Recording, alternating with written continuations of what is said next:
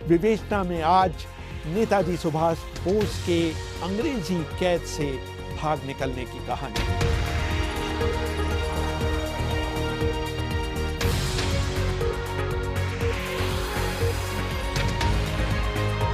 अभिवादन स्वीकार करिए रेहान फजल। गुलामी की जंजीरों को तोड़ने के लिए एक दिल एक प्राण होकर कटिबद्ध हो जाइए। हिंदुस्तान अब गुलाम नहीं रह सकता और न कोई ताकत इसे गुलाम रखी सकती है। हाँ, हमें स्वतंत्रता का मूल्य चुकाना होगा। ये आवाज है उस शख्स की जिसके बारे में एक बार न्यूयॉर्क टाइम्स ने लिखा था कि वो भारत के जॉर्ज वॉशिंगटन हैं।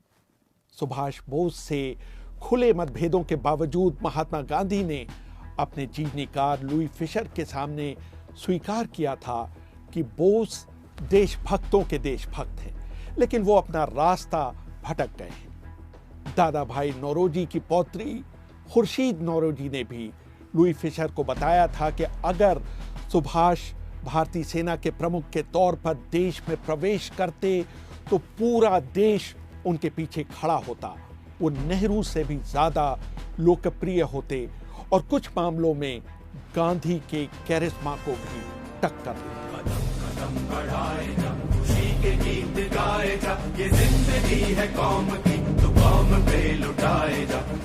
1940 में जब हिटलर के बम वर्षक लंदन पर बम गिरा रहे थे, ब्रिटिश सरकार ने अपने सबसे बड़े दुश्मन सुभाष चंद्र बोस को कलकत्ता की प्रेसिडेंसी जेल में कैद कर रखा था। अंग्रेज सरकार ने बोस को 2 जुलाई 1940 को देशद्रोह के आरोप में गिरफ्तार किया था।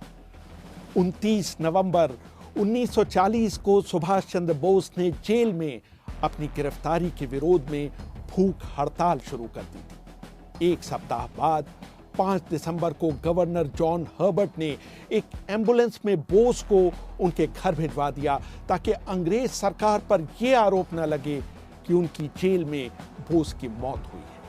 हर्बर्ट का इरादा था कि जैसे ही बोस की सेहत में सुधार होगा वो उन्हें फिर से हिरासत में ले लेंगे।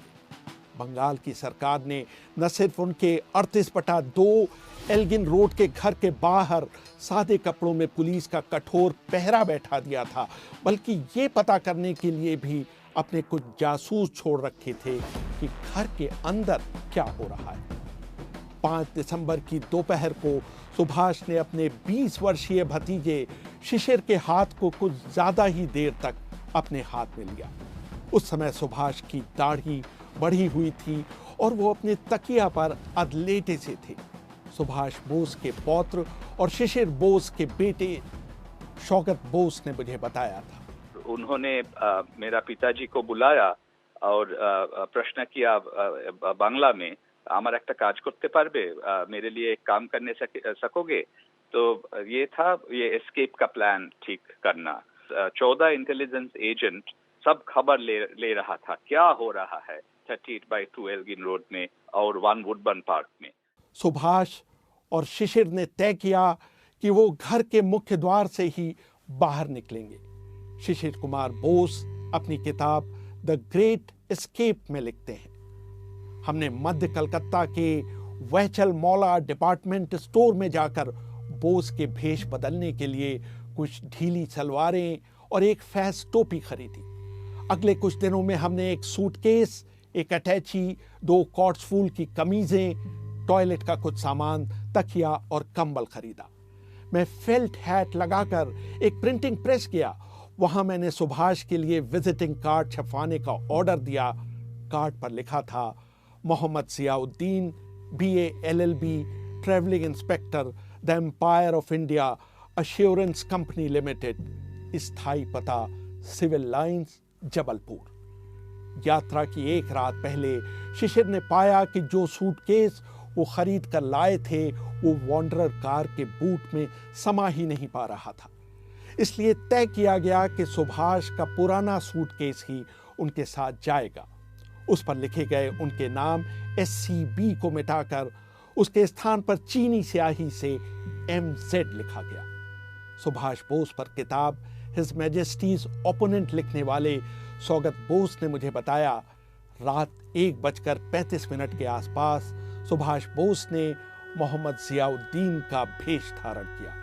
उन्होंने सोने के रिम का अपना चश्मा पहना, जिसको उन्होंने 1 दशक पहले पहनना बंद कर दिया था।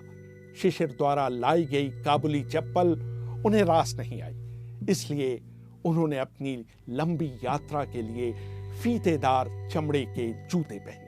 16-17 जनवरी का रात में 1941 एक वॉन्डरर कार थे, एक जर्मन कार, वो चला के रात को मेरा पिताजी डॉक्टर शिशिर कुमार बोस ने लेके गया उनका राणा काका बाबू, उनका अंकल सुभाष चंद्र बोस को। सारा रात गाड़ी चला के धानबाद के नजदीक एक जगह में दिन में छुपा रखा नेताजी को बरारी में। फिर नेक्स्ट नाइट 17-18 जनवरी का नाइट में गोमो स्टेशन तक पहुंचा दिया। सुभाष बोस की ट्रेन पहले दिल्ली पहुंची, फिर वहां से उन्होंने पेशावर के लिए फ्रंटियर मेल पकड़ी। 19 जनवरी की देर शाम जब फ्रंटियर मेल पेशावर के कैंटोनमेंट स्टेशन में घुसी तो बाहर मियां अकबर शाह बाहर निकलने वाले गेट के पास खड़े थे। उन्होंने एक अच्छे व्यक्तित्व वाले मुस्लिम शख्स को गेट से बाहर निकलते देखा। वो समझ गए कि वो और कोई नहीं, दूसरे भेष में सुभाष चंद्र बोस है। अकबर शाह उनके पास गए और उनसे एक इंतजार कर रहे तांगे में बैठने के लिए कहा। उन्होंने तांगे वाले को निर्देश दिया कि वो इन साहब को डीन होटल ले चले। फिर वो एक दूसरे तांगे में बैठे और सुभाष के तांगे के पीछे चलने लगे। मियां अकबर शाह अपनी किताब नेताजीज ग्रेट एस्केप में लिखते हैं, मेरे तांगे वाले ने मुझसे कहा कि आप इतने मजहबी मुस्लिम शख्स को विधर्मियों के होटल में क्यों ले जा रहे हैं? आप उनको क्यों नहीं ताजमहल होटल ले चलते? यहाँ मेहमानों के नमाज पढ़ने के लिए जानमाज और वज़ू के लिए पानी भी उपलब्ध कराया जाता है। मुझे भी लगा कि बोस के लिए ताजमहल होटल ज़्यादा सुरक्षित जगह हो सकती है, क्योंकि डीन होटल में पुलिस के जासूसों के होने की संभावना हो सकती थी। लिहाजा बीच में ही दोनों तांगों के रास्ते बदले गए। ताजमहल होटल का मैनेजर मोहम्मद जियाउद्दीन से इतना प्रभावित हुआ कि उसने उनके लिए फायर प्लेस वाला एक सुंदर कमरा खुलवाया। अगले दिन मैंने सुभाष बोस को अपने एक साथी आबाद खां के घर पर शिफ्ट कर दिया। वहां पर अगले कुछ दिनों में सुभाष बोस ने जियाउद्दीन का भेष त्याग कर एक गूंगे बहरे पठान का वेश धारण कर लिया। वो इसलिए भी जरूरी था क्योंकि सुभाष स्थानीय पश्तो भाषा बोलना नहीं जानते थे। सुभाष के पेशावर पहुंचने से पहले ही अकबर ने तय कर लिया था कि फॉरवर्ड ब्लॉक के 2 लोग मोहम्मद शाह और भगत राम तलवार बोस को भारत की सीमा पार कराएंगे। भगत राम का नाम बदलकर रहमत खां कर दिया गया। तय हुआ कि वो अपने गूंगे बहरे रिश्तेदार जियाउद्दीन को अड्डा शरीफ के मज़ार ले जाएंगे, जहां उनके फिर से बोलने और सुनने की दुआ मांगी जाएगी। 26 जनवरी 1941 की सुबह मोहम्मद जियाउद्दीन और रहमत खां एक कार में रवाना हुए। दोपहर तक उन्होंने तब के ब्रिटिश साम्राज्य की सीमा पार कर ली। वहां उन्होंने कार छोड़ उत्तर पश्चिमी सीमांत के ऊबड़ खाबड़ कबायली इलाकों में पैदल बढ़ना शुरू कर दिया। 27-28 जनवरी की आधी रात वो अफगानिस्तान के एक गांव में पहुंचे। वहां से वो तांगे और ट्रक की सवारी करते हुए पहले अड्डा शरीफ और फिर वहां से 31 जनवरी 1941 की सुबह काबुल में दाखिल हुए। इस बीच सुभाष को गोमो छोड़कर शिशिर 18 जनवरी को कलकत्ता वापस पहुंच गए। सौगत बोस अपनी किताब हिज मैजेस्टीज ओपोनेंट में लिखते हैं, इस बीच रोज सुभाष बोस के एल्गिन रोड वाले घर के उनके कमरे में खाना पहुंचाया जाता रहा। वो खाना उनके भतीजे और भतीजियां खाते रहे ताकि लोगों को आभास मिलता रहे कि सुभाष अभी भी अपने कमरे में है। सुभाष ने शिशिर से कहा था कि अगर वो 4 या 5 दिनों तक मेरे भाग निकलने की खबर छिपा गए तो फिर कोई उन्हें नहीं पकड़ सकेगा। 27 जनवरी को एक अदालत में सुभाष के खिलाफ एक मुकदमे की सुनवाई होनी थी। तय किया गया कि उसी दिन अदालत को बता दिया जाएगा कि सुभाष का घर में कहीं पता नहीं है।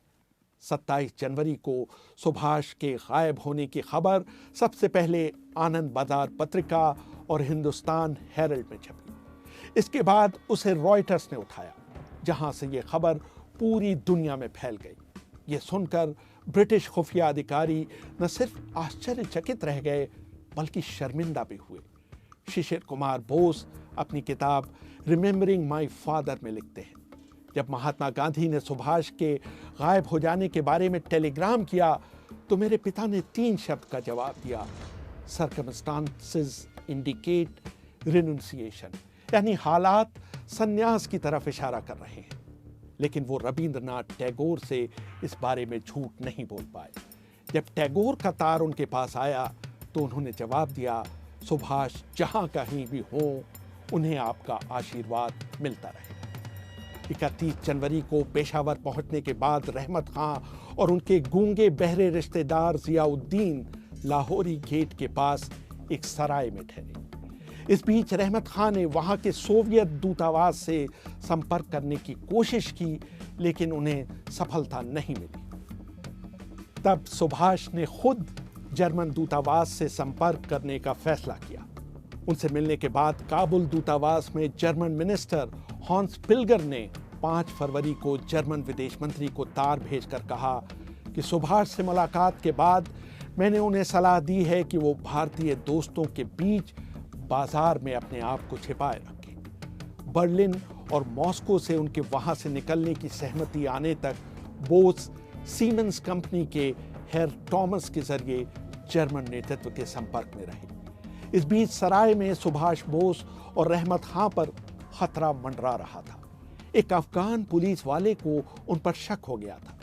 उन दोनों ने पहले कुछ रुपए देकर और बाद में सुभाष की सोने की घड़ी देकर उससे अपना पिन छुड़ाया।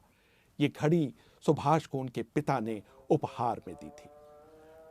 कुछ दिनों बाद सीमेंस के हेर टॉमस के जरिए सुभाष बोस के पास संदेश आया कि अगर वो अपनी अफगानिस्तान से निकल पाने की योजना पर अमल करना चाहते हैं तो उन्हें काबुल में इटली के राजदूत पाइत्रो कचारोनी से मिलना चाहिए।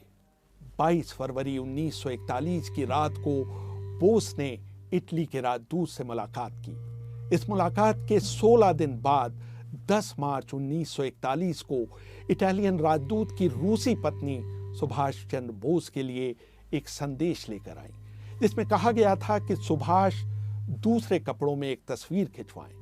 सौगत बोस अपनी किताब हिज मैजेस्टीज ओपोनेंट में लिखते हैं, सुभाष की उस तस्वीर को एक इटालियन राजनयिक ओरलैंडो मजोटा के पासपोर्ट में उनकी तस्वीर की जगह लगा दिया गया। 17 मार्च की रात सुभाष को एक इटालियन राजनयिक सिनोर केसिनी के घर शिफ्ट कर दिया गया। सुबह तड़के वो एक कार से एक जर्मन इंजीनियर वेंगर और 2 अन्य लोगों के साथ रवाना हुए। वो अफगानिस्तान की सीमा पार करते हुए पहले समरकंद पहुंचे और फिर ट्रेन से मॉस्को के लिए रवाना हुए। वहां से सुभाष चंद्र बोस ने जर्मनी की राजधानी बर्लिन का रुख किया। सुभाष बोस के सुरक्षित जर्मनी पहुंच जाने के बाद उनके भाई शरद चंद्र बोस बीमार रविंद्रनाथ ठाकुर से मिलने शांति निकेतन गए। वहां उन्होंने महान कवि से बोस के अंग्रेजी पहरे से बच निकलने की खबर साझा की। अगस्त 1941 में अपनी मृत्यु से कुछ पहले लिखी शायद अपनी अंतिम कहानी बदनाम में टैगोर ने आज़ादी की तलाश में निकले एक अकेले पथिक की अफगानिस्तान के बीहड़ रास्तों से गुजरने का बहुत मार्मिक चित्रण किया। रेहान फजल, BBC, একলা চলো রে, যদি তোর ডাক শুনে কেউ না আসে তবে একলা চলো রে।